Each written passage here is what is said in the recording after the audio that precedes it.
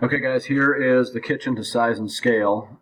Starting off with the sink, centered on the window, an apron sink, dishwasher, trash pull-out, just a standard cabinet, Lazy Susan in the corner, 30-inch range flanked by drawer stacks on the left. One option, if you wanted a spice pull-out or tray divider, we could take one of these drawer banks and split it in half and just have two tall skinny doors.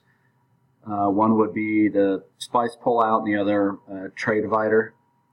I don't have an appliance spec sheet yet, but if you just do a standard hood that would mount in here, those are about 7 inches tall, and the bottom of it would be about 72 inches. Fridge cabinet with legs on either side to give it an enclosed look.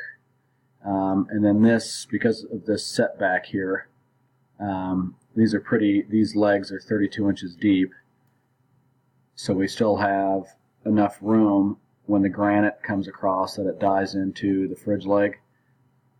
So that makes this 32 deep, which obviously makes the other side 32 deep, so we've got a little bit of a bump out from the face of the pantry cabinet to the front of the fridge leg.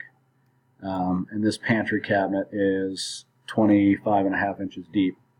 We can of course make it deeper to lessen that a little bit, but I don't know if that's that big of a deal to you guys. Your island at the angle.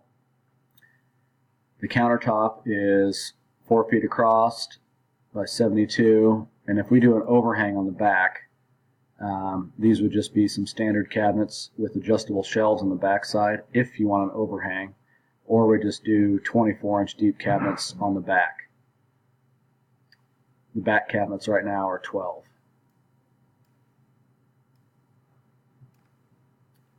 Front of the island.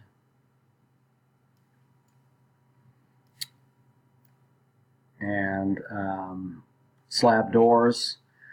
Trying to minimize putting, when we do a slab job, we want to have wider doors, less seams, just to keep it a more clean, contemporary look.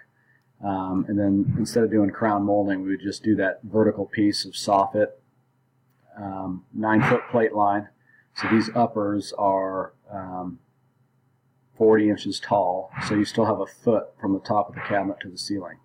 But if we want to take it to the ceiling, we can of course do that. So moving on to the laundry room, pretty straightforward. Washer and dryer, the standard 27-inch depth. This is where your sink's going to go. 2 cabinets that are 30 inches wide and 16 inches deep. And your master bath, again, all to size and scale.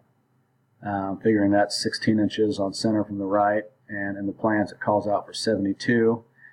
A foot off the floor. The vessel sinks that are going to sit on the countertop are going to add about 6 inches. So the top of your vessel sink would be about 36. So these are 19 inches tall. And these would just be 21-inch deep. I need to correct that, but typically the vanities are 21 deep. So there we have it. Let me know what you think of this, and if you want me to make any adjustments, I can certainly do that. Thanks, guys.